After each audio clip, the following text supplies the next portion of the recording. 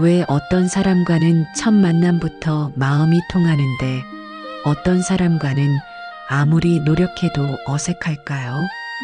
왜 어떤 인연은 내 삶에 따뜻함을 주는데 어떤 만남은 상처만 남기고 떠날까요?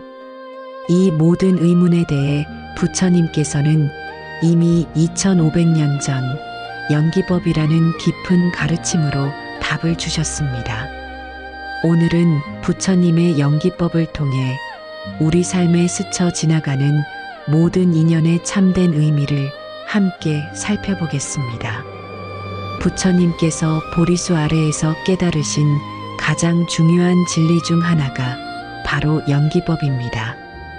연기법이란 이것이 있으므로 저것이 있고 이것이 없으므로 저것이 없다는 상호 의존의 법칙을 말합니다.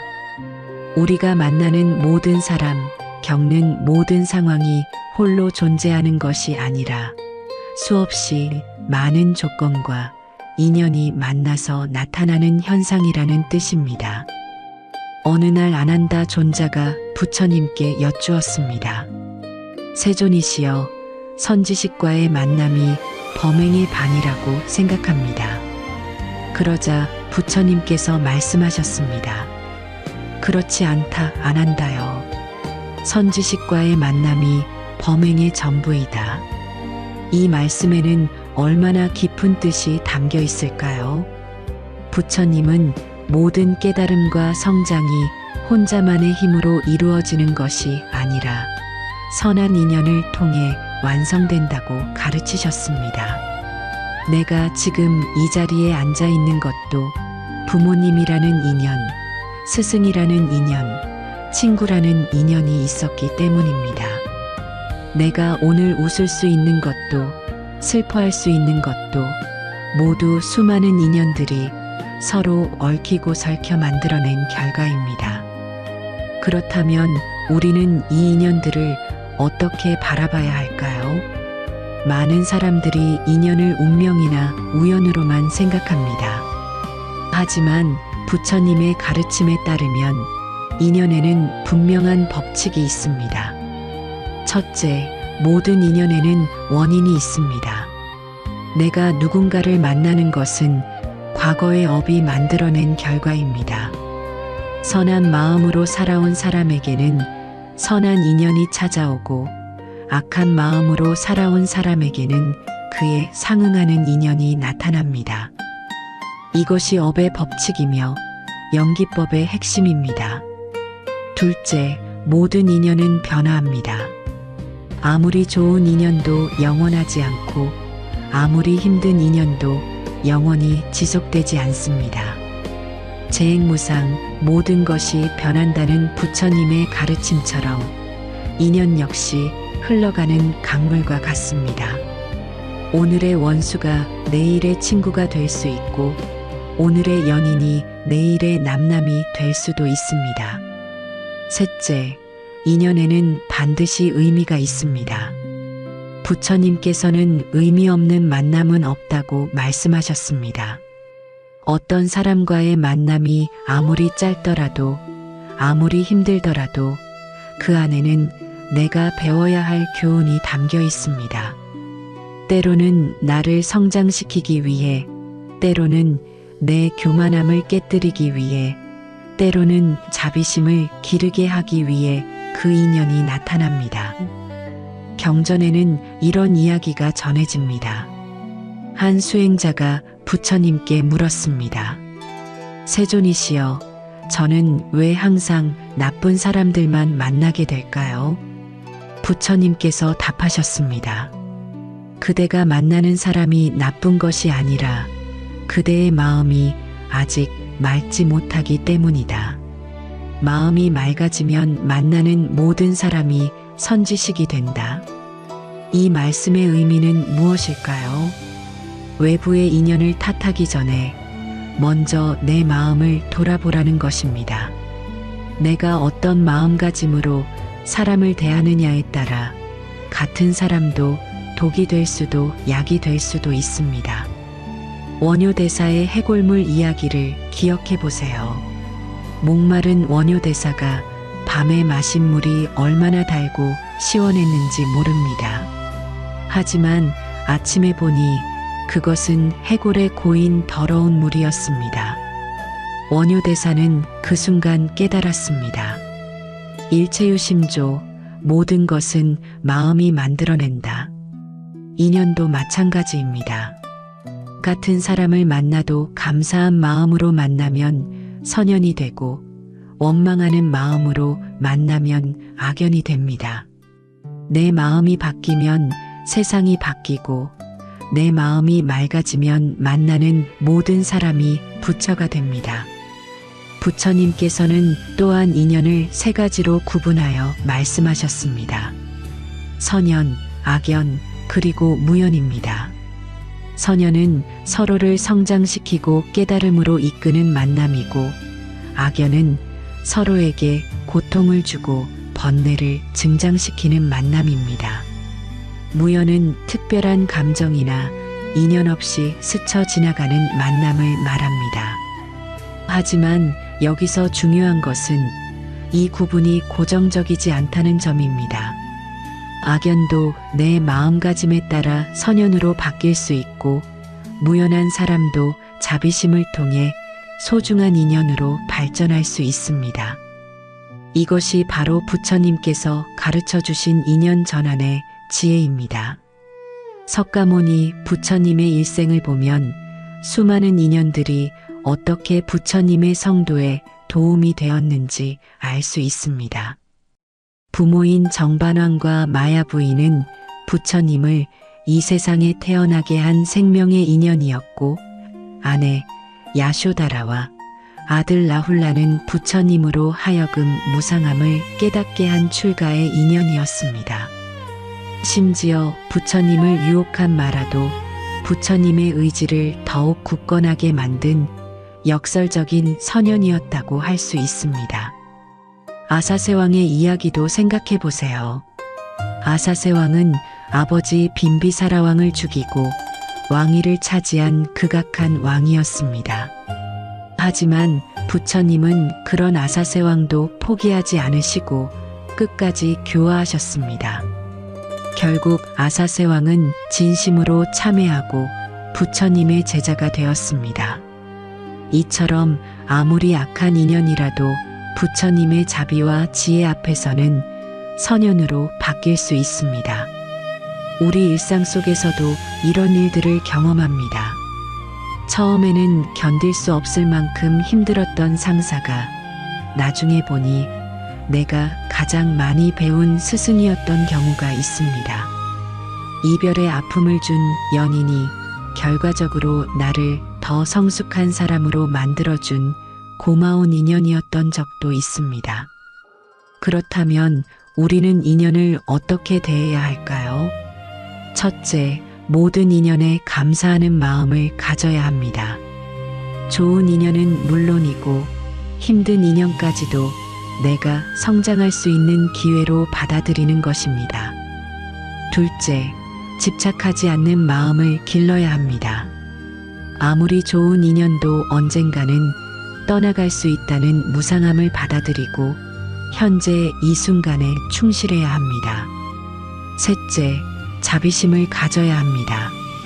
상대방도 나와 같은 고통받는 중생이라는 것을 이해하고 원망 대신 연민의 마음을 가져야 합니다. 부처님께서는 모든 중생이 다 부처가 될 수 있는 불성을 가지고 있다고 말씀하셨습니다. 내 앞에 앉아 있는 그 사람도, 길에서 스쳐 지나가는 그 사람도 모두 미래의 부처입니다. 이런 관점으로 바라보면 세상의 모든 인연이 소중하고 의미 있게 느껴집니다. 인연의 신비로움은 여기에 있습니다. 수십억 명의 사람 중에서 하필 그 사람과 내가 만나게 된 것, 수많은 시간 중에서 하필 그 순간에 만나게 된 것, 이 모든 것이 우연이 아닌 필연입니다. 과거의 업이 만들어낸 결과이면서 동시에 미래를 위한 새로운 시작이기도 합니다. 연기법을 깊이 이해하게 되면 우리는 모든 관계에서 더 이상 피해자도 가해자도 아닌 함께 배우고 성장하는 동반자라는 것을 알게 됩니다. 내가 만나는 모든 사람이 나에게는 스승이고 나 역시 그들에게는 스승이 될 수 있습니다. 이것이 바로 부처님께서 가르쳐 주신 인연관의 핵심입니다. 오늘 하루 내가 만나는 모든 사람을 나에게 무엇인가를 가르쳐 주기 위해 온 소중한 인연으로 바라보세요. 카페에서 커피를 내어주는 사장님, 지하철에서 마주친 낯선 승객, 집에서 기다리고 있는 가족들, 모두가 연기법에 의해 나와 연결된 소중한 존재들입니다. 그리고 그 연결 속에서 서로 배우고 성장해 나가는 것, 그것이 바로 부처님께서 말씀하신 참된 수행의 길입니다. 그렇다면 구체적으로 어떤 사람과 가까이 지내야 하고 어떤 사람과는 거리를 두어야 할까요? 모든 인연이 소중하다고 하지만 나를 힘들게 하는 사람까지 계속 만나야 하는 건가요? 오늘은 부처님과 조사들의 가르침을 통해 지혜로운 사람이 인연을 구분하는 방법에 대해 알아보겠습니다. 부처님께서는 디가 니까야에서 친구를 네 종류로 구분하여 말씀하셨습니다. 첫째는 적처럼 행동하는 친구, 둘째는 말로만 하는 친구, 셋째는 아첨하는 친구, 넷째는 진정한 친구입니다. 이 가르침 속에는 인연을 구분하는 지혜로운 기준이 담겨 있습니다. 적처럼 행동하는 친구란 겉으로는 친한 척하지만 속으로는 해를 끼치려는 사람입니다. 내가 잘 될 때는 시기하고 힘들 때는 등을 돌리며 나의 약점을 이용하려 합니다. 이런 사람과의 관계는 악연에 해당합니다. 아무리 오래 알고 지낸 사이라도 서로에게 독이 되는 관계라면 지혜롭게 정리해야 합니다. 말로만 하는 친구는 입으로는 좋은 말을 하지만 실제로는 도움이 되지 않는 사람입니다. 위기의 순간에 함께하지 않고 약속을 지키지 않으며 자신의 이익만을 추구합니다. 이런 관계는 무연에 가깝습니다. 특별히 나쁘지도 좋지도 않지만 진정한 성장이나 도움이 되지 않는 관계입니다. 아첨하는 친구는 내 기분을 좋게 해주지만 올바른 길로 인도하지는 않는 사람입니다. 내 잘못을 지적하지 않고 내가 듣고 싶은 말만 해주며 결과적으로 나를 안일하게 만듭니다. 겉보기에는 좋은 관계 같지만 장기적으로 보면 내 성장을 방해하는 악연이 될 수 있습니다. 그렇다면 진정한 친구, 즉 선녀는 어떤 특징을 가지고 있을까요? 부처님께서는 4가지 특징을 말씀하셨습니다. 나쁜 일을 하지 못하게 막아주고 좋은 일을 하도록 격려하며 위기의 순간에 함께하고 나의 후손들까지 도와주는 사람입니다. 이런 사람과의 인연이 바로 우리가 소중히 여기고 발전시켜야 할 선연입니다.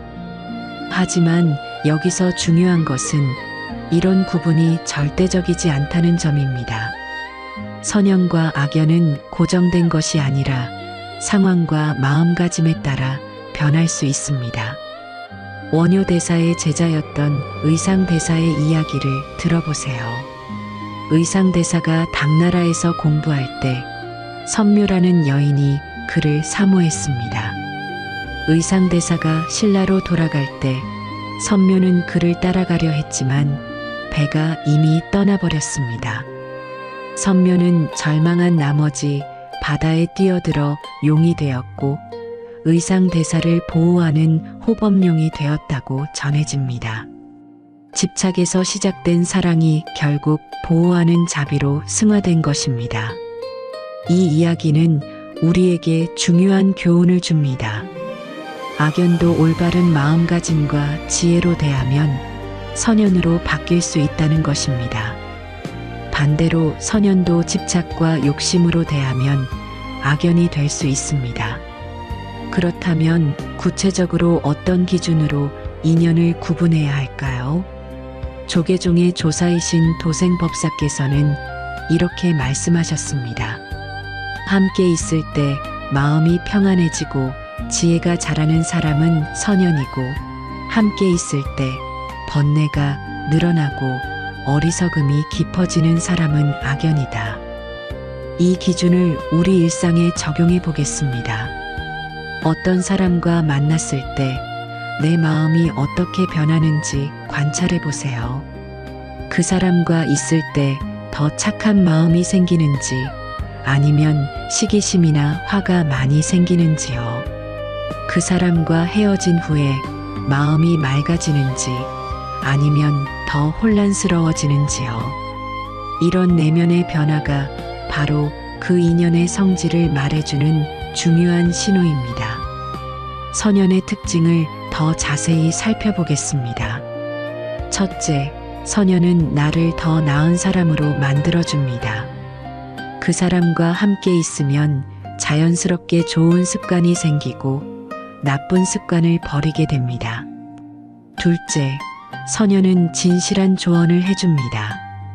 내가 듣기 싫어하더라도 진실을 말해주고 내 잘못을 사랑으로 지적해줍니다. 셋째, 선연은 어려울 때 함께합니다. 내가 성공했을 때뿐만 아니라 실패했을 때도 곁에 있어줍니다. 악연의 특징은 이와 반대입니다. 첫째, 악연은 나를 퇴보시킵니다. 그 사람과 함께 있으면 게을러지거나 나쁜 습관이 생깁니다. 둘째, 악연은 거짓된 칭찬이나 부정적인 비판을 합니다. 내 기분만 맞춰주거나 아니면 나를 깎아내리기만 합니다. 셋째, 악연은 이익이 있을 때만 가까이 합니다. 내가 도움이 될 때는 친하게 지내지만 어려울 때는 외면합니다. 무연은 특별한 영향을 주지 않는 관계입니다. 나쁘지도 좋지도 않고 서로에게 큰 도움도 해가 되지도 않습니다. 하지만 무연한 관계라고 해서 무시해서는 안 됩니다. 자비심과 올바른 인연법으로 대하면 언제든지 선연으로 발전할 수 있기 때문입니다. 여기서 중요한 것은 다른 사람을 판단하기 전에 먼저 나 자신을 돌아보는 것입니다. 법구경에는 이런 구절이 있습니다. 자신을 바르게 다스리는 것이 다른 사람을 가르치는 것보다 어렵다. 내가 먼저 선연이 될 수 있는 사람인지 스스로 점검해야 합니다.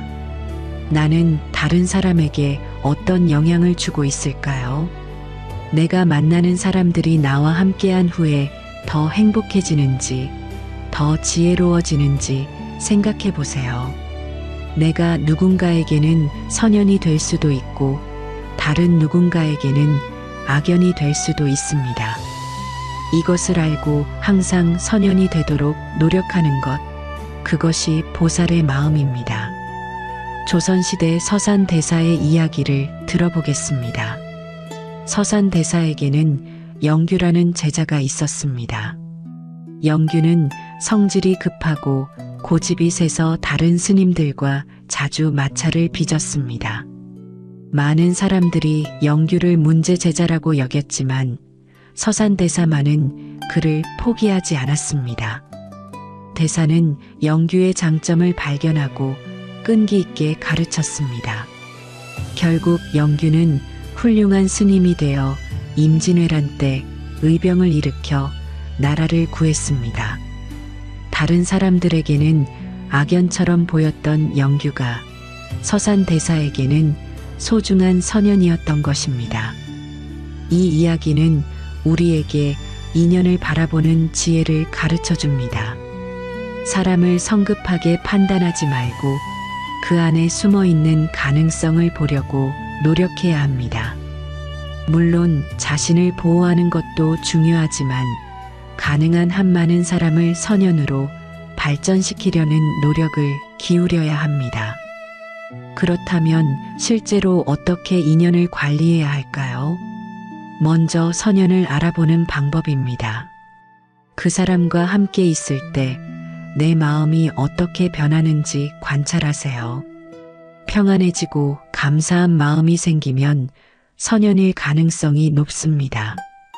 그 사람이 나에게 해주는 조언이 비록 듣기 어렵더라도 내게 도움이 되는지 생각해 보세요. 그 사람이 나의 성장을 진심으로 바라는지 아니면 자신의 이익을 위해 접근하는지 살펴보세요. 악연을 알아보는 방법도 있습니다. 그 사람과 있을 때 자꾸 부정적인 생각이나 감정이 생긴다면 주의해야 합니다. 그 사람이 나를 다른 사람과 비교하게 만들거나 시기심을 불러일으킨다면 거리를 두는 것이 좋습니다. 그 사람이 나의 약점을 이용하려 하거나 나에게 도움이 안 되는 일을 권한다면 현명하게 판단해야 합니다. 하지만 여기서 가장 중요한 것은 악연이라고 해서 무조건 원망하거나 미워해서는 안 된다는 것입니다. 부처님께서는 원망으로는 원망을 끝낼 수 없고 오직 사랑으로만 원망을 끝낼 수 있다고 말씀하셨습니다. 악연도 내가 배우고 성장할 수 있는 기회로 받아들이되 지혜롭게 거리를 조절하는 것이 필요합니다. 무연한 관계도 소홀히 해서는 안 됩니다. 길에서 만나는 상인, 택시기사, 청소하시는 분들, 이런 분들과의 만남도 모두 소중한 인연입니다. 비록 깊은 관계는 아니더라도 따뜻한 미소나 고마운 마음으로 대한다면 그것만으로도 서로에게 좋은 영향을 줄 수 있습니다. 달마대사의 제자였던 해가대사의 이야기를 들어보겠습니다. 해가대사는 달마대사를 만나기 전까지 40년 동안 학문에만 몰두했습니다. 많은 사람들과 교류했지만 진정한 스승을 만나지 못했습니다. 그러다 달마대사를 만나 깨달음을 얻었습니다. 과거의 모든 만남이 무의미했던 것은 아닙니다. 그 모든 경험이 쌓여서 달마대사라는 진정한 선연을 만날 준비가 되었던 것입니다. 우리 삶도 마찬가지입니다. 지금까지 만난 모든 사람들, 심지어 나를 힘들게 했던 사람들까지도 나를 지금의 내가 되도록 만든 소중한 인연들입니다. 그들 덕분에 나는 지혜를 얻었고 자비심을 기를 수 있었습니다. 이런 관점으로 바라보면 원망할 사람은 아무도 없습니다. 인연을 구분하는 궁극적인 목적은 서로를 비난하거나 배척하기 위함이 아닙니다. 나와 상대방 모두가 더 나은 사람이 되도록 돕기 위함입니다. 선연은 더욱 깊게 발전시키고 악연은 지혜롭게 정리하며 무연은 자비심으로 대하는 것입니다. 이렇게 할 때 우리는 모든 관계에서 평안과 지혜를 얻을 수 있습니다. 마지막으로 기억해야 할 것은 모든 인연 구분의 기준이 나에게만 있는 것이 아니라는 점입니다. 상대방도 나를 선연, 악연, 무연 중 하나로 여기고 있을 것입니다. 내가 다른 사람에게 어떤 인연이 되고 있는지 항상 성찰하고 가능한 한 모든 사람에게 선연이 되도록 노력해야 합니다. 이것이 바로 보살이 걷는 길이며 부처님께서 가르쳐 주신 진정한 인연법의 완성입니다. 그렇다면 나를 힘들게 하는 사람, 미워하는 사람과는 어떻게 지내야 할까요? 모든 사람을 좋아할 수도 없고 모든 관계를 정리할 수도 없는데 현실적으로 어떻게 해야 할까요? 오늘은 부처님과 보살들의 가르침을 통해 어떤 인연이든 자비와 지혜로 완성해 가는 궁극적인 방법에 대해 알아보겠습니다. 부처님께서 깨달음을 얻으신 후 가장 먼저 하신 일이 무엇인지 아시나요? 자신을 괴롭혔던 사람들을 찾아가 법을 전하신 것입니다. 6년 동안 고행을 함께 했지만 부처님이 음식을 드시는 것을 보고 떠나버린 5 비구들을 찾아가 첫 번째 설법을 하셨습니다. 부처님을 유혹하고 방해했던 마라조차도 원수로 여기지 않으시고 모든 중생을 구제하겠다는 서원에 포함시키셨습니다. 이것이 바로 완전한 깨달음을 얻은 분의 인연관입니다. 부처님의 사촌 동생인 데바다타의 이야기를 들어보겠습니다. 데바다타는 부처님을 질투하여 온갖 방법으로 해를 끼치려 했습니다. 코끼리를 풀어서 부처님을 해치려 하고 바위를 굴려서 부처님을 죽이려 하기도 했습니다. 심지어 승단을 분열시키려 했습니다. 하지만 부처님은 데바다타를 원망하거나 미워하지 않으셨습니다. 오히려 데바다타가 없었다면 내 인내와 자비가 이렇게 완성되지 못했을 것이다라고 말씀하셨습니다. 이 말씀의 의미는 무엇일까요? 악연도 나를 완성시키는 소중한 도구가 될 수 있다는 것입니다. 마치 칼날이 숫돌에 갈려야 날카로워지듯 우리의 인격도 어려운 인연을 통해 더욱 단단해집니다. 부처님은 데바다타를 통해 더 깊은 인내를 배우셨고 더 큰 자비를 실현하셨습니다. 관세음보살의 이야기도 생각해 보세요. 관세음보살은 모든 중생의 고통을 구제하겠다는 서원을 세웠습니다. 하지만 아무리 노력해도 중생들의 고통은 끝이 없었습니다. 관세음보살의 머리가 터져버릴 정도로 절망했을 때 아미타불께서 나타나셨습니다. 절망하지 마라. 한 명의 중생이라도 구제한다면 그것으로 충분하다. 그때 관세음보살은 1000개의 눈과 1000개의 손을 가진 모습으로 변화했습니다. 더 많은 중생을 구하기 위해서였습니다. 이 이야기에서 우리가 배울 수 있는 것은 무엇일까요? 완벽한 결과를 기대하지 말고 지금 당장 할 수 있는 최선을 다하라는 것입니다. 모든 사람과 좋은 관계를 만들 수는 없을지라도 내가 만나는 한 사람만이라도 따뜻하게 대할 수 있다면 그것으로 충분합니다. 내 자비심이 작다고 해서 절망할 필요는 없습니다. 작은 자비라도 진심으로 실천하면 그것이 점점 커져서 큰 자비가 됩니다. 그렇다면 구체적으로 어떻게 악연을 선연으로 바꿀 수 있을까요? 첫 번째 방법은 상대방의 입장에서 생각해 보는 것입니다. 나를 힘들게 하는 사람도 나름대로 고통받고 있는 존재입니다. 그 사람이 왜 그렇게 행동하는지, 어떤 상처나 두려움이 있는지 이해하려고 노력해 보세요. 완전히 이해할 수는 없을지라도 이해하려는 마음만으로도 원망이 줄어들고 연민이 생깁니다. 두 번째 방법은 감사한 점을 찾아보는 것입니다. 아무리 나쁜 사람이라도 나에게 가르쳐 준 것이 있을 것입니다.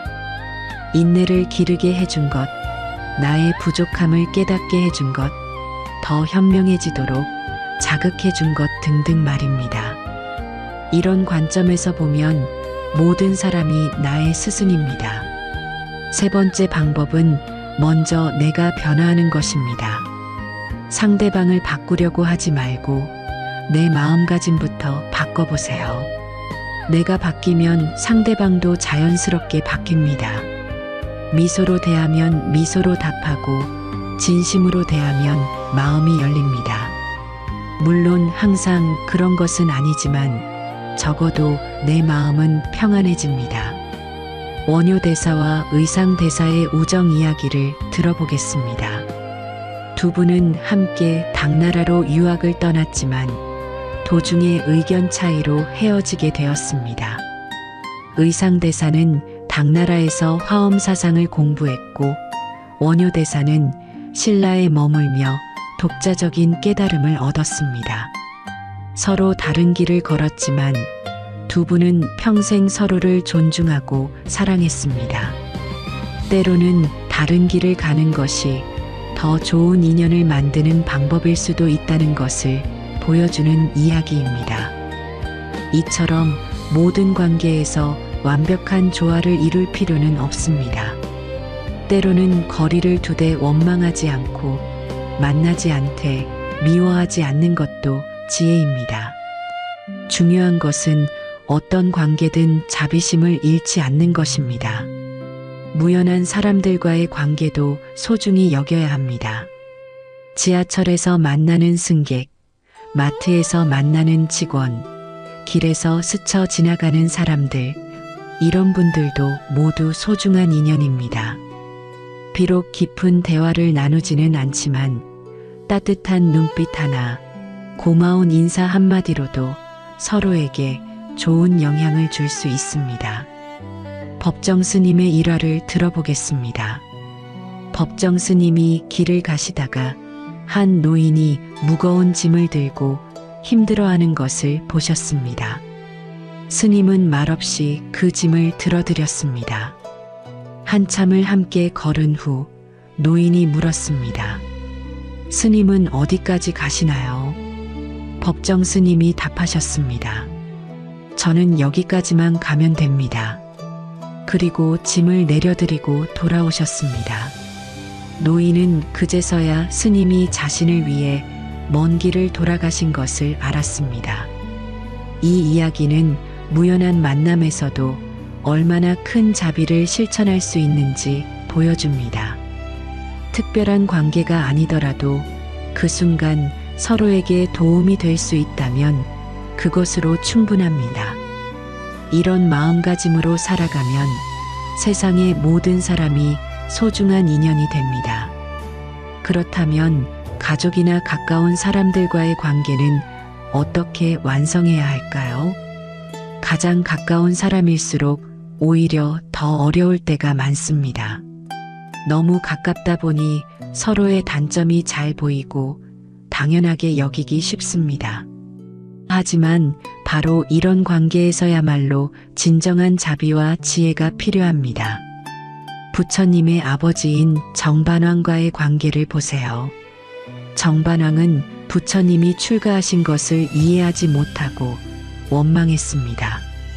하지만 부처님은 아버지를 포기하지 않으시고 계속해서 법을 전하셨습니다. 마침내 정반왕도 부처님의 가르침을 받아들이고 깨달음을 얻었습니다. 가족 간의 갈등도 인내와 사랑으로 해결할 수 있다는 것을 보여주는 사례입니다. 부처님의 아내였던 야쇼다라의 이야기도 감동적입니다. 야쇼다라는 부처님이 출가하신 후 홀로 아들 라울라를 키우며 원망의 마음을 가졌을 수도 있었습니다. 하지만 나중에 부처님의 가르침을 듣고 비구니가 되어 아라한과를 성취했습니다. 상처받은 관계도 올바른 이해와 수행을 통해 완전한 해탈의 인연으로 승화될 수 있다는 것을 보여줍니다. 현대를 살아가는 우리는 어떻게 이런 경지에 이를 수 있을까요? 완벽한 부처님이나 보살처럼 되기는 어렵지만 조금씩이라도 그런 마음에 가까워질 수는 있습니다. 첫째, 모든 사람이 나와 같은 고통받는 중생이라는 것을 인정해야 합니다.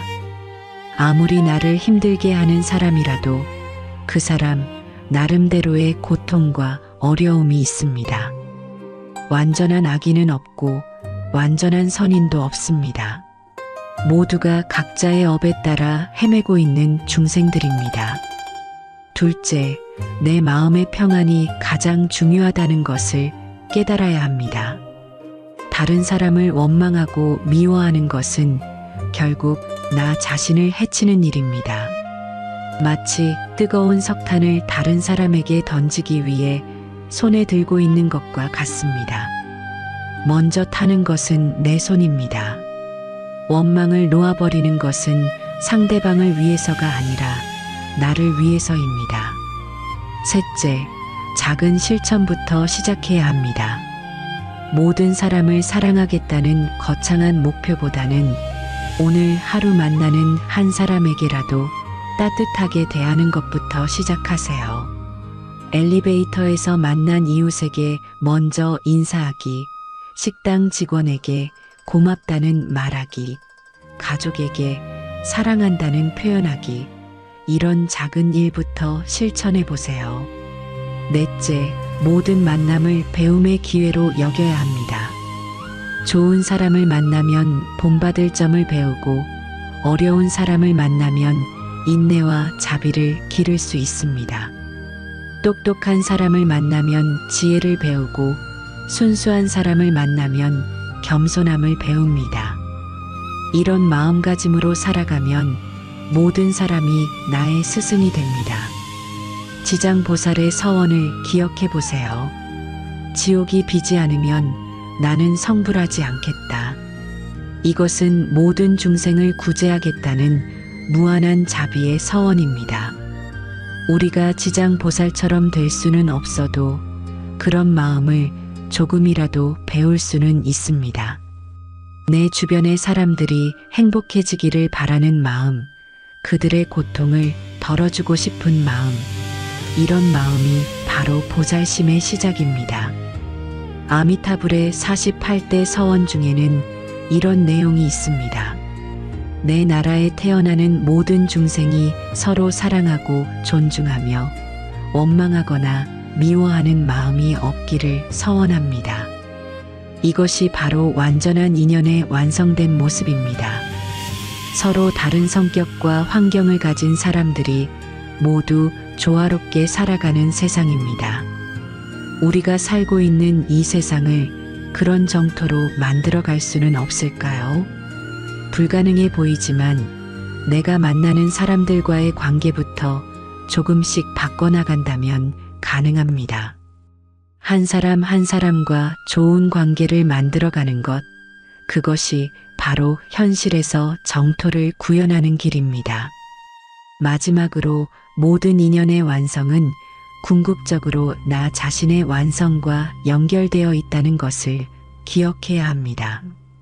다른 사람을 바꾸려고 하기보다는 먼저 내가 더 나은 사람이 되려고 노력해야 합니다. 내가 더 자비로운 사람이 되면 자연스럽게 자비로운 사람들이 모여듭니다. 내가 더 지혜로운 사람이 되면 지혜로운 인연들을 만나게 됩니다. 부처님께서 말씀하신 대로 내가 부처가 되어야 모든 중생을 부처로 만들 수 있다는 것입니다. 완전한 깨달음을 얻기는 어렵지만 매일 조금씩이라도 더 나은 사람이 되려고 노력한다면 내 주변의 모든 관계도 조금씩 더 좋아질 것입니다. 오늘부터 실천해 보세요. 내가 만나는 모든 사람을 부처님 보듯 공경하는 마음으로 대해 보세요. 비록 상대방이 부처님처럼 완전하지 않더라도 언젠가는 부처가 될 수 있는 불성을 가진 존재로 바라보세요. 그리고 나 역시 그들에게 좋은 인연이 될 수 있도록 항상 노력하세요. 이렇게 살아간다면 어떤 관계에서든 평안과 기쁨을 찾을 수 있을 것입니다. 설령 모든 사람과 좋은 관계를 만들 수 없더라도 적어도 내 마음만은 언제나 자비와 지혜로 가득할 것입니다. 이것이 바로 부처님께서 가르쳐 주신 인연 완성의 길이며 우리 모두가 걸어가야 할 보살도의 참된 모습입니다. 모든 중생이 행복하기를, 모든 인연이 선연으로 완성되기를 서원하며 오늘의 이야기를 마치겠습니다. 나무 아미타불 관세음보살, 함께 해주셔서 감사합니다. 나무 아미타불 관세음보살은 지혜의 아미타불과 자비의 관세음보살께 귀의한다는 뜻입니다. 이 염송 한마디가 마음을 맑히고 삶을 부드럽게 합니다. 댓글에 나무 아미타불 관세음보살을 한번 남겨보세요. 당신의 그 한마디가 복덕의 씨앗이 되어 바라던 일이 이루어지기를 기도드립니다. 왜 어떤 사람과는 첫 만남부터 마음이 통하는데 어떤 사람과는 아무리 노력해도 어색할까요? 왜 어떤 인연은 내 삶에 따뜻함을 주는데 어떤 만남은 상처만 남기고 떠날까요? 이 모든 의문에 대해 부처님께서는 이미 2500년 전 연기법이라는 깊은 가르침으로 답을 주셨습니다. 오늘은 부처님의 연기법을 통해 우리 삶에 스쳐 지나가는 모든 인연의 참된 의미를 함께 살펴보겠습니다. 부처님께서 보리수 아래에서 깨달으신 가장 중요한 진리 중 하나가 바로 연기법입니다. 연기법이란 이것이 있으므로 저것이 있고 이것이 없으므로 저것이 없다는 상호 의존의 법칙을 말합니다. 우리가 만나는 모든 사람, 겪는 모든 상황이 홀로 존재하는 것이 아니라 수없이 많은 조건과 인연이 만나서 나타나는 현상이라는 뜻입니다. 어느 날 아난다 존자가 부처님께 여쭈었습니다. 세존이시여, 선지식과의 만남이 범행의 반이라고 생각합니다. 그러자 부처님께서 말씀하셨습니다. 그렇지 않다, 아난다여. 선지식과의 만남이 범행의 전부이다. 이 말씀에는 얼마나 깊은 뜻이 담겨 있을까요? 부처님은 모든 깨달음과 성장이 혼자만의 힘으로 이루어지는 것이 아니라 선한 인연을 통해 완성된다고 가르치셨습니다.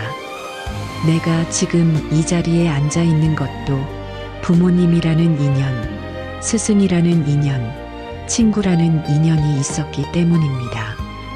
내가 오늘 웃을 수 있는 것도 슬퍼할 수 있는 것도 모두 수많은 인연들이 서로 얽히고 설켜 만들어낸 결과입니다. 그렇다면 우리는 이 인연들을 어떻게 바라봐야 할까요? 많은 사람들이 인연을 운명이나 우연으로만 생각합니다. 하지만 부처님의 가르침에 따르면 인연에는 분명한 법칙이 있습니다. 첫째, 모든 인연에는 원인이 있습니다. 내가 누군가를 만나는 것은 과거의 업이 만들어낸 결과입니다. 선한 마음으로 살아온 사람에게는 선한 인연이 찾아오고 악한 마음으로 살아온 사람에게는 그에 상응하는 인연이 나타납니다. 이것이 업의 법칙이며 연기법의 핵심입니다. 둘째, 모든 인연은 변화합니다. 아무리 좋은 인연도 영원하지 않고 아무리 힘든 인연도 영원히 지속되지 않습니다. 재행무상 모든 것이 변한다는 부처님의 가르침처럼 인연 역시 흘러가는 강물과 같습니다. 오늘의 원수가 내일의 친구가 될 수 있고 오늘의 연인이 내일의 남남이 될 수도 있습니다. 셋째, 인연에는 반드시 의미가 있습니다. 부처님께서는 의미 없는 만남은 없다고 말씀하셨습니다. 어떤 사람과의 만남이 아무리 짧더라도 아무리 힘들더라도 그 안에는 내가 배워야 할 교훈이 담겨 있습니다. 때로는 나를 성장시키기 위해, 때로는 내 교만함을 깨뜨리기 위해, 때로는 자비심을 기르게 하기 위해 그 인연이 나타납니다. 경전에는 이런 이야기가 전해집니다. 한 수행자가 부처님께 물었습니다. 세존이시여, 저는 왜 항상 나쁜 사람들만 만나게 될까요? 부처님께서 답하셨습니다. 그대가 만나는 사람이 나쁜 것이 아니라 그대의 마음이 아직 맑지 못하기 때문이다. 마음이 맑아지면 만나는 모든 사람이 선지식이 된다. 이 말씀의 의미는 무엇일까요? 외부의 인연을 탓하기 전에 먼저 내 마음을 돌아보라는 것입니다. 내가 어떤 마음가짐으로 사람을 대하느냐에 따라 같은 사람도 독이 될 수도 약이 될 수도 있습니다. 원효대사의 해골물 이야기를 기억해 보세요. 목마른 원효대사가 밤에 마신 물이 얼마나 달고 시원했는지 모릅니다. 하지만 아침에 보니 그것은 해골에 고인 더러운 물이었습니다. 원효대사는 그 순간 깨달았습니다. 일체유심조, 모든 것은 마음이 만들어낸다. 인연도 마찬가지입니다. 같은 사람을 만나도 감사한 마음으로 만나면 선연이 되고 원망하는 마음으로 만나면 악연이 됩니다. 내 마음이 바뀌면 세상이 바뀌고 내 마음이 맑아지면 만나는 모든 사람이 부처가 됩니다. 부처님께서는 또한 인연을 세 가지로 구분하여 말씀하셨습니다. 선연, 악연, 그리고 무연입니다. 선연은 서로를 성장시키고 깨달음으로 이끄는 만남이고, 악연은 서로에게 고통을 주고 번뇌를 증장시키는 만남입니다. 무연은 특별한 감정이나 인연 없이 스쳐 지나가는 만남을 말합니다. 하지만 여기서 중요한 것은 이 구분이 고정적이지 않다는 점입니다.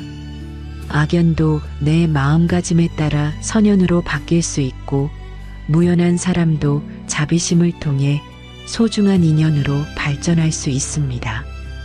이것이 바로 부처님께서 가르쳐 주신 인연 전환의 지혜입니다. 석가모니 부처님의 일생을 보면 수많은 인연들이 어떻게 부처님의 성도에 도움이 되었는지 알 수 있습니다. 부모인 정반왕과 마야 부인은 부처님을 이 세상에 태어나게 한 생명의 인연이었고, 아내 야쇼다라와 아들 라훌라는 부처님으로 하여금 무상함을 깨닫게 한 출가의 인연이었습니다. 심지어 부처님을 유혹한 마라도 부처님의 의지를 더욱 굳건하게 만든 역설적인 선연이었다고 할 수 있습니다. 아사세왕의 이야기도 생각해 보세요. 아사세왕은 아버지 빈비사라왕을 죽이고 왕위를 차지한 극악한 왕이었습니다. 하지만 부처님은 그런 아사세왕도 포기하지 않으시고 끝까지 교화하셨습니다. 결국 아사세왕은 진심으로 참회하고 부처님의 제자가 되었습니다. 이처럼 아무리 악한 인연이라도 부처님의 자비와 지혜 앞에서는 선연으로 바뀔 수 있습니다. 우리 일상 속에서도 이런 일들을 경험합니다. 처음에는 견딜 수 없을 만큼 힘들었던 상사가 나중에 보니 내가 가장 많이 배운 스승이었던 경우가 있습니다. 이별의 아픔을 준 연인이 결과적으로 나를 더 성숙한 사람으로 만들어준 고마운 인연이었던 적도 있습니다. 그렇다면 우리는 인연을 어떻게 대해야 할까요? 첫째, 모든 인연에 감사하는 마음을 가져야 합니다. 좋은 인연은 물론이고 힘든 인연까지도 내가 성장할 수 있는 기회로 받아들이는 것입니다. 둘째, 집착하지 않는 마음을 길러야 합니다. 아무리 좋은 인연도 언젠가는 떠나갈 수 있다는 무상함을 받아들이고 현재 이 순간에 충실해야 합니다. 셋째, 자비심을 가져야 합니다. 상대방도 나와 같은 고통받는 중생이라는 것을 이해하고 원망 대신 연민의 마음을 가져야 합니다. 부처님께서는 모든 중생이 다 부처가 될 수 있는 불성을 가지고 있다고 말씀하셨습니다. 내 앞에 앉아 있는 그 사람도, 길에서 스쳐 지나가는 그 사람도 모두 미래의 부처입니다. 이런 관점으로 바라보면 세상의 모든 인연이 소중하고 의미 있게 느껴집니다. 인연의 신비로움은 여기에 있습니다. 수십억 명의 사람 중에서 하필 그 사람과 내가 만나게 된 것, 수많은 시간 중에서 하필 그 순간에 만나게 된 것, 이 모든 것이 우연이 아닌 필연입니다. 과거의 업이 만들어낸 결과이면서 동시에 미래를 위한 새로운 시작이기도 합니다. 연기법을 깊이 이해하게 되면 우리는 모든 관계에서 더 이상 피해자도 가해자도 아닌 함께 배우고 성장하는 동반자라는 것을 알게 됩니다. 내가 만나는 모든 사람이 나에게는 스승이고 나 역시 그들에게는 스승이 될 수 있습니다. 이것이 바로 부처님께서 가르쳐 주신 인연관의 핵심입니다. 오늘 하루 내가 만나는 모든 사람을 나에게 무엇인가를 가르쳐 주기 위해 온 소중한 인연으로 바라보세요. 카페에서 커피를 내어주는 사장님, 지하철에서 마주친 낯선 승객, 집에서 기다리고 있는 가족들, 모두가 연기법에 의해 나와 연결된 소중한 존재들입니다. 그리고 그 연결 속에서 서로 배우고 성장해 나가는 것, 그것이 바로 부처님께서 말씀하신 참된 수행의 길입니다. 그렇다면 구체적으로 어떤 사람과 가까이 지내야 하고 어떤 사람과는 거리를 두어야 할까요? 모든 인연이 소중하다고 하지만 나를 힘들게 하는 사람까지 계속 만나야 하는 건가요? 오늘은 부처님과 조사들의 가르침을 통해 지혜로운 사람이 인연을 구분하는 방법에 대해 알아보겠습니다. 부처님께서는 디가니까야에서 친구를 네 종류로 구분하여 말씀하셨습니다. 첫째는 적처럼 행동하는 친구, 둘째는 말로만 하는 친구, 셋째는 아첨하는 친구, 넷째는 진정한 친구입니다. 이 가르침 속에는 인연을 구분하는 지혜로운 기준이 담겨 있습니다. 적처럼 행동하는 친구란 겉으로는 친한 척하지만 속으로는 해를 끼치려는 사람입니다. 내가 잘 될 때는 시기하고 힘들 때는 등을 돌리며 나의 약점을 이용하려 합니다. 이런 사람과의 관계는 악연에 해당합니다. 아무리 오래 알고 지낸 사이라도 서로에게 독이 되는 관계라면 지혜롭게 정리해야 합니다. 말로만 하는 친구는 입으로는 좋은 말을 하지만 실제로는 도움이 되지 않는 사람입니다. 위기의 순간에 함께하지 않고 약속을 지키지 않으며 자신의 이익만을 추구합니다. 이런 관계는 무연에 가깝습니다. 특별히 나쁘지도 좋지도 않지만 진정한 성장이나 도움이 되지 않는 관계입니다. 아첨하는 친구는 내 기분을 좋게 해주지만 올바른 길로 인도하지는 않는 사람입니다. 내 잘못을 지적하지 않고 내가 듣고 싶은 말만 해주며 결과적으로 나를 안일하게 만듭니다. 겉보기에는 좋은 관계 같지만 장기적으로 보면 내 성장을 방해하는 악연이 될 수 있습니다. 그렇다면 진정한 친구, 즉 선녀는 어떤 특징을 가지고 있을까요? 부처님께서는 4가지 특징을 말씀하셨습니다.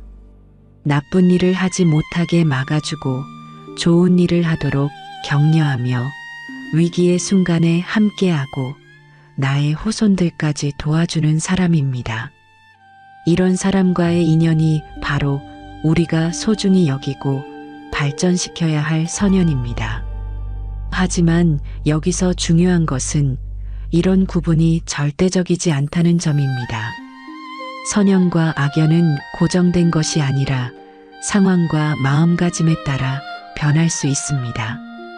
원효대사의 제자였던 의상대사의 이야기를 들어보세요. 의상대사가 당나라에서 공부할 때 선묘라는 여인이 그를 사모했습니다. 의상대사가 신라로 돌아갈 때 선묘는 그를 따라가려 했지만 배가 이미 떠나버렸습니다.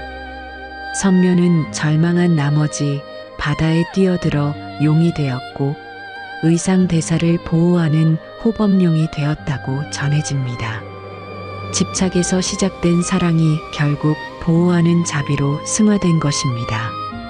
이 이야기는 우리에게 중요한 교훈을 줍니다. 악연도 올바른 마음가짐과 지혜로 대하면 선연으로 바뀔 수 있다는 것입니다.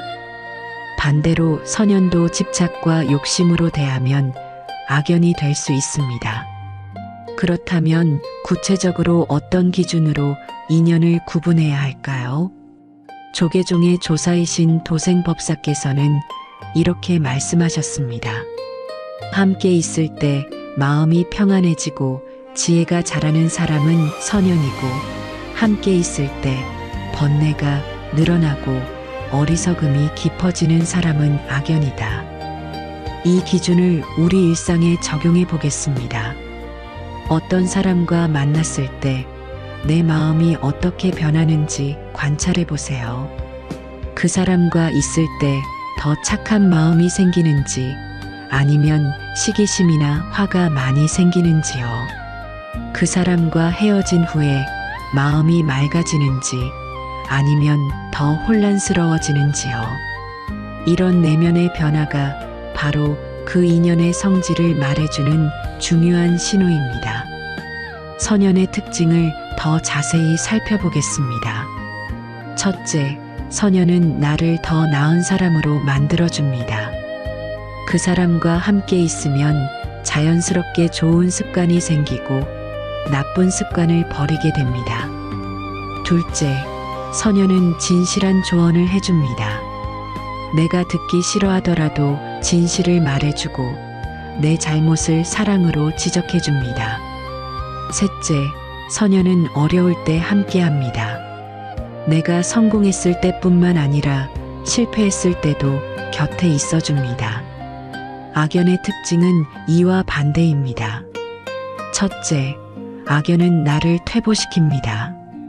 그 사람과 함께 있으면 게을러지거나 나쁜 습관이 생깁니다. 둘째, 악연은 거짓된 칭찬이나 부정적인 비판을 합니다. 내 기분만 맞춰주거나 아니면 나를 깎아내리기만 합니다. 셋째, 악연은 이익이 있을 때만 가까이 합니다. 내가 도움이 될 때는 친하게 지내지만 어려울 때는 외면합니다. 무연은 특별한 영향을 주지 않는 관계입니다. 나쁘지도 좋지도 않고 서로에게 큰 도움도 해가 되지도 않습니다. 하지만 무연한 관계라고 해서 무시해서는 안 됩니다. 자비심과 올바른 인연법으로 대하면 언제든지 선연으로 발전할 수 있기 때문입니다. 여기서 중요한 것은 다른 사람을 판단하기 전에 먼저 나 자신을 돌아보는 것입니다. 법구경에는 이런 구절이 있습니다. 자신을 바르게 다스리는 것이 다른 사람을 가르치는 것보다 어렵다. 내가 먼저 선연이 될 수 있는 사람인지 스스로 점검해야 합니다. 나는 다른 사람에게 어떤 영향을 주고 있을까요? 내가 만나는 사람들이 나와 함께한 후에 더 행복해지는지, 더 지혜로워지는지 생각해 보세요.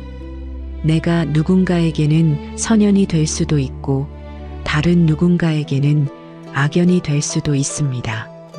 이것을 알고 항상 선연이 되도록 노력하는 것, 그것이 보살의 마음입니다. 조선시대 서산대사의 이야기를 들어보겠습니다. 서산대사에게는 영규라는 제자가 있었습니다. 영규는 성질이 급하고 고집이 세서 다른 스님들과 자주 마찰을 빚었습니다. 많은 사람들이 영규를 문제 제자라고 여겼지만 서산대사만은 그를 포기하지 않았습니다.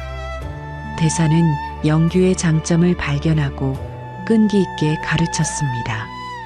결국 영규는 훌륭한 스님이 되어 임진왜란 때 의병을 일으켜 나라를 구했습니다. 다른 사람들에게는 악연처럼 보였던 영규가 서산대사에게는 소중한 선연이었던 것입니다. 이 이야기는 우리에게 인연을 바라보는 지혜를 가르쳐 줍니다. 사람을 성급하게 판단하지 말고 그 안에 숨어 있는 가능성을 보려고 노력해야 합니다. 물론 자신을 보호하는 것도 중요하지만 가능한 한 많은 사람을 선연으로 발전시키려는 노력을 기울여야 합니다. 그렇다면 실제로 어떻게 인연을 관리해야 할까요? 먼저 선연을 알아보는 방법입니다. 그 사람과 함께 있을 때 내 마음이 어떻게 변하는지 관찰하세요. 평안해지고 감사한 마음이 생기면 선연일 가능성이 높습니다. 그 사람이 나에게 해주는 조언이 비록 듣기 어렵더라도 내게 도움이 되는지 생각해 보세요. 그 사람이 나의 성장을 진심으로 바라는지 아니면 자신의 이익을 위해 접근하는지 살펴보세요. 악연을 알아보는 방법도 있습니다. 그 사람과 있을 때 자꾸 부정적인 생각이나 감정이 생긴다면 주의해야 합니다. 그 사람이 나를 다른 사람과 비교하게 만들거나 시기심을 불러일으킨다면 거리를 두는 것이 좋습니다. 그 사람이 나의 약점을 이용하려 하거나 나에게 도움이 안 되는 일을 권한다면 현명하게 판단해야 합니다. 하지만 여기서 가장 중요한 것은 악연이라고 해서 무조건 원망하거나 미워해서는 안 된다는 것입니다. 부처님께서는 원망으로는 원망을 끝낼 수 없고 오직 사랑으로만 원망을 끝낼 수 있다고 말씀하셨습니다. 악연도 내가 배우고 성장할 수 있는 기회로 받아들이되 지혜롭게 거리를 조절하는 것이 필요합니다. 무연한 관계도 소홀히 해서는 안 됩니다. 길에서 만나는 상인, 택시기사, 청소하시는 분들, 이런 분들과의 만남도 모두 소중한 인연입니다. 비록 깊은 관계는 아니더라도 따뜻한 미소나 고마운 마음으로 대한다면 그것만으로도 서로에게 좋은 영향을 줄 수 있습니다. 달마대사의 제자였던 해가대사의 이야기를 들어보겠습니다. 해가대사는 달마대사를 만나기 전까지 40년 동안 학문에만 몰두했습니다. 많은 사람들과 교류했지만 진정한 스승을 만나지 못했습니다. 그러다 달마대사를 만나 깨달음을 얻었습니다. 과거의 모든 만남이 무의미했던 것은 아닙니다. 그 모든 경험이 쌓여서 달마대사라는 진정한 선연을 만날 준비가 되었던 것입니다. 우리 삶도 마찬가지입니다. 지금까지 만난 모든 사람들, 심지어 나를 힘들게 했던 사람들까지도 나를 지금의 내가 되도록 만든 소중한 인연들입니다.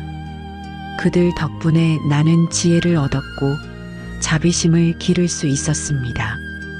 이런 관점으로 바라보면 원망할 사람은 아무도 없습니다. 인연을 구분하는 궁극적인 목적은 서로를 비난하거나 배척하기 위함이 아닙니다.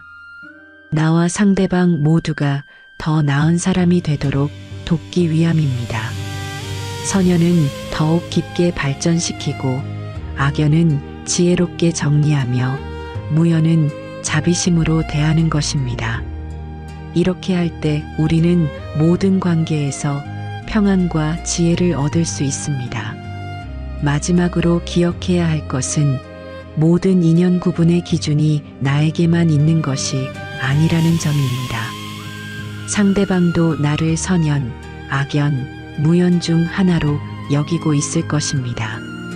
내가 다른 사람에게 어떤 인연이 되고 있는지 항상 성찰하고 가능한 한 모든 사람에게 선연이 되도록 노력해야 합니다. 이것이 바로 보살이 걷는 길이며 부처님께서 가르쳐 주신 진정한 인연법의 완성입니다. 그렇다면 나를 힘들게 하는 사람, 미워하는 사람과는 어떻게 지내야 할까요? 모든 사람을 좋아할 수도 없고 모든 관계를 정리할 수도 없는데 현실적으로 어떻게 해야 할까요? 오늘은 부처님과 보살들의 가르침을 통해 어떤 인연이든 자비와 지혜로 완성해 가는 궁극적인 방법에 대해 알아보겠습니다. 부처님께서 깨달음을 얻으신 후 가장 먼저 하신 일이 무엇인지 아시나요? 자신을 괴롭혔던 사람들을 찾아가 법을 전하신 것입니다. 6년 동안 고행을 함께 했지만 부처님이 음식을 드시는 것을 보고 떠나버린 5 비구들을 찾아가 첫 번째 설법을 하셨습니다. 부처님을 유혹하고 방해했던 마라조차도 원수로 여기지 않으시고 모든 중생을 구제하겠다는 서원에 포함시키셨습니다. 이것이 바로 완전한 깨달음을 얻은 분의 인연관입니다. 부처님의 사촌 동생인 데바다타의 이야기를 들어보겠습니다. 데바다타는 부처님을 질투하여 온갖 방법으로 해를 끼치려 했습니다. 코끼리를 풀어서 부처님을 해치려 하고 바위를 굴려서 부처님을 죽이려 하기도 했습니다. 심지어 승단을 분열시키려 했습니다. 하지만 부처님은 데바다타를 원망하거나 미워하지 않으셨습니다. 오히려 데바다타가 없었다면 내 인내와 자비가 이렇게 완성되지 못했을 것이다라고 말씀하셨습니다. 이 말씀의 의미는 무엇일까요? 악연도 나를 완성시키는 소중한 도구가 될 수 있다는 것입니다.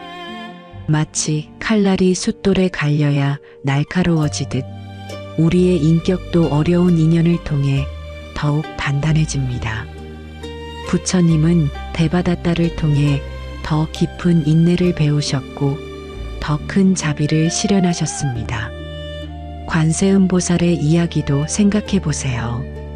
관세음보살은 모든 중생의 고통을 구제하겠다는 서원을 세웠습니다. 하지만 아무리 노력해도 중생들의 고통은 끝이 없었습니다. 관세음보살의 머리가 터져버릴 정도로 절망했을 때 아미타불께서 나타나셨습니다. 절망하지 마라. 한 명의 중생이라도 구제한다면 그것으로 충분하다. 그때 관세음보살은 1000개의 눈과 1000개의 손을 가진 모습으로 변화했습니다. 더 많은 중생을 구하기 위해서였습니다. 이 이야기에서 우리가 배울 수 있는 것은 무엇일까요? 완벽한 결과를 기대하지 말고 지금 당장 할 수 있는 최선을 다하라는 것입니다. 모든 사람과 좋은 관계를 만들 수는 없을지라도 내가 만나는 한 사람만이라도 따뜻하게 대할 수 있다면 그것으로 충분합니다. 내 자비심이 작다고 해서 절망할 필요는 없습니다. 작은 자비라도 진심으로 실천하면 그것이 점점 커져서 큰 자비가 됩니다. 그렇다면 구체적으로 어떻게 악연을 선연으로 바꿀 수 있을까요? 첫 번째 방법은 상대방의 입장에서 생각해 보는 것입니다. 나를 힘들게 하는 사람도 나름대로 고통받고 있는 존재입니다.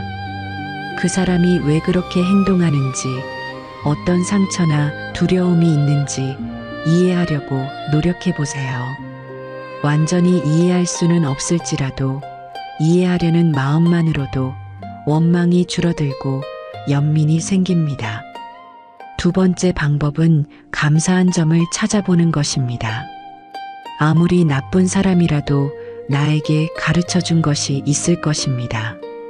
인내를 기르게 해준 것, 나의 부족함을 깨닫게 해준 것, 더 현명해지도록 자극해 준 것 등등 말입니다. 이런 관점에서 보면 모든 사람이 나의 스승입니다. 세 번째 방법은 먼저 내가 변화하는 것입니다. 상대방을 바꾸려고 하지 말고 내 마음가짐부터 바꿔보세요.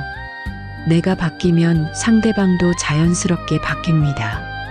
미소로 대하면 미소로 답하고 진심으로 대하면 마음이 열립니다.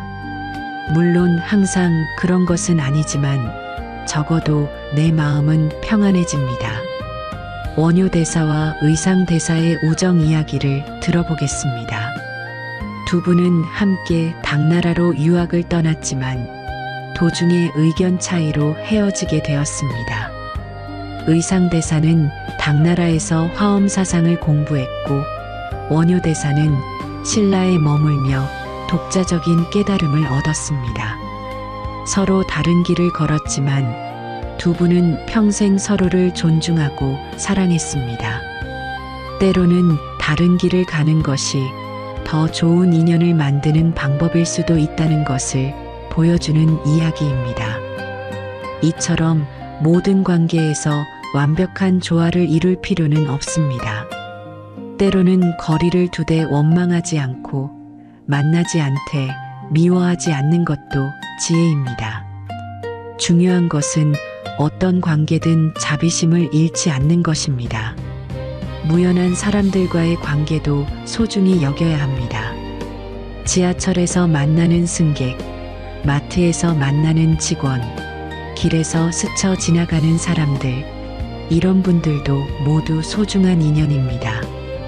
비록 깊은 대화를 나누지는 않지만 따뜻한 눈빛 하나, 고마운 인사 한마디로도 서로에게 좋은 영향을 줄 수 있습니다.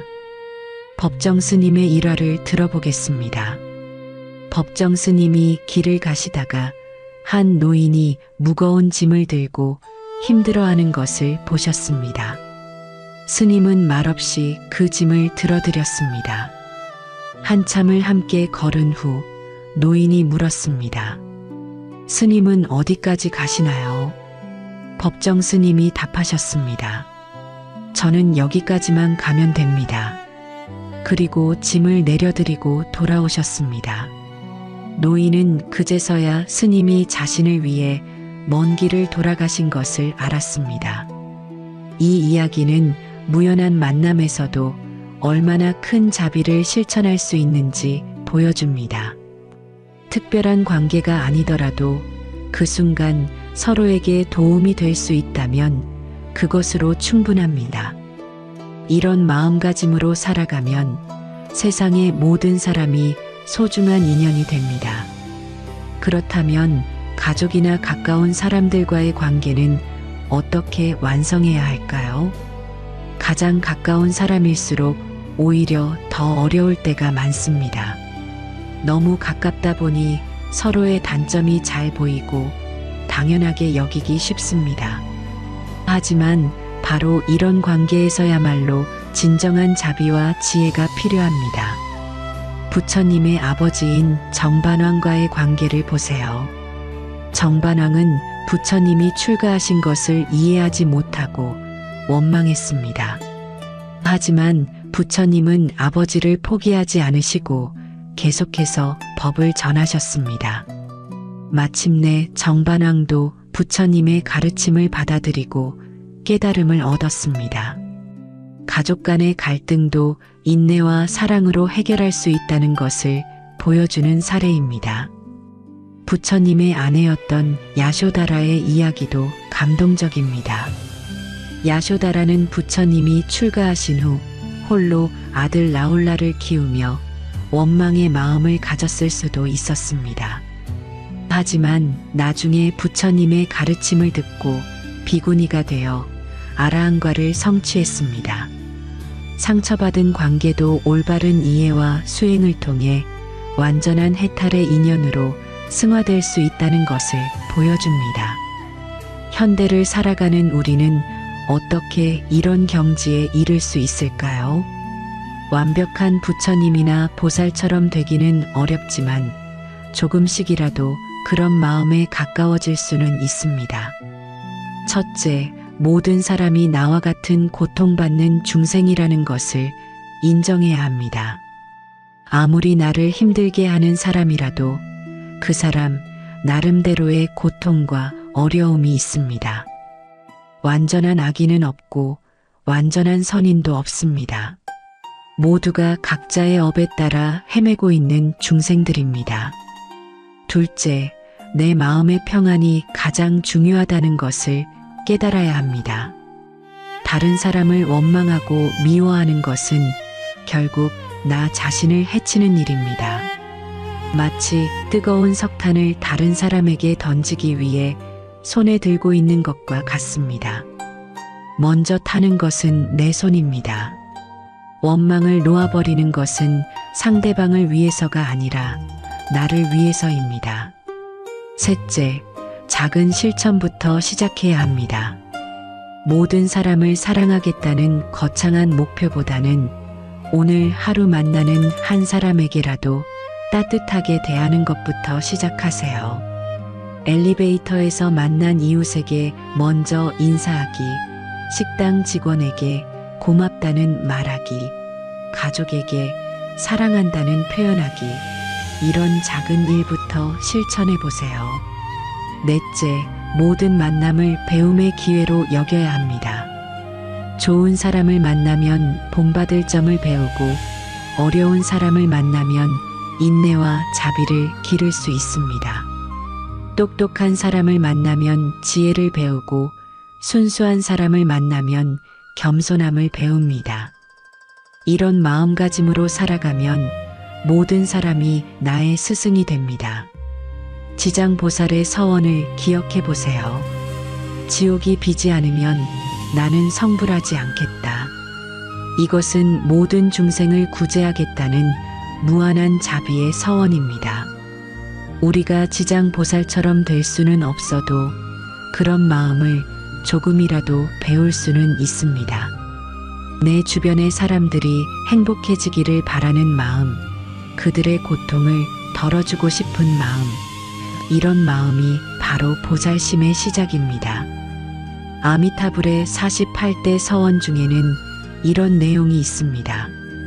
내 나라에 태어나는 모든 중생이 서로 사랑하고 존중하며 원망하거나 미워하는 마음이 없기를 서원합니다.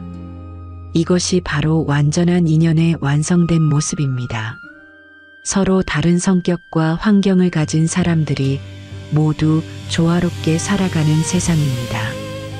우리가 살고 있는 이 세상을 그런 정토로 만들어 갈 수는 없을까요? 불가능해 보이지만 내가 만나는 사람들과의 관계부터 조금씩 바꿔나간다면 가능합니다. 한 사람 한 사람과 좋은 관계를 만들어가는 것, 그것이 바로 현실에서 정토를 구현하는 길입니다. 마지막으로 모든 인연의 완성은 궁극적으로 나 자신의 완성과 연결되어 있다는 것을 기억해야 합니다. 다른 사람을 바꾸려고 하기보다는 먼저 내가 더 나은 사람이 되려고 노력해야 합니다. 내가 더 자비로운 사람이 되면 자연스럽게 자비로운 사람들이 모여듭니다. 내가 더 지혜로운 사람이 되면 지혜로운 인연들을 만나게 됩니다. 부처님께서 말씀하신 대로 내가 부처가 되어야 모든 중생을 부처로 만들 수 있다는 것입니다. 완전한 깨달음을 얻기는 어렵지만 매일 조금씩이라도 더 나은 사람이 되려고 노력한다면 내 주변의 모든 관계도 조금씩 더 좋아질 것입니다. 오늘부터 실천해 보세요. 내가 만나는 모든 사람을 부처님 보듯 공경하는 마음으로 대해 보세요. 비록 상대방이 부처님처럼 완전하지 않더라도 언젠가는 부처가 될 수 있는 불성을 가진 존재로 바라보세요. 그리고 나 역시 그들에게 좋은 인연이 될 수 있도록 항상 노력하세요. 이렇게 살아간다면 어떤 관계에서든 평안과 기쁨을 찾을 수 있을 것입니다. 설령 모든 사람과 좋은 관계를 만들 수 없더라도 적어도 내 마음만은 언제나 자비와 지혜로 가득할 것입니다. 이것이 바로 부처님께서 가르쳐 주신 인연 완성의 길이며 우리 모두가 걸어가야 할 보살도의 참된 모습입니다. 모든 중생이 행복하기를, 모든 인연이 선연으로 완성되기를 서원하며 오늘의 이야기를 마치겠습니다. 나무 아미타불 관세음보살 함께 해주셔서 감사합니다. 나무 아미타불 관세음보살은 지혜의 아미타불과 자비의 관세음보살께 귀의한다는 뜻입니다. 이 염송 한마디가 마음을 맑히고 삶을 부드럽게 합니다. 댓글에 나무 아미타불 관세음보살을 한번 남겨보세요. 당신의 그 한마디가 복덕의 씨앗이 되어 바라던 일이 이루어지기를 기도드립니다.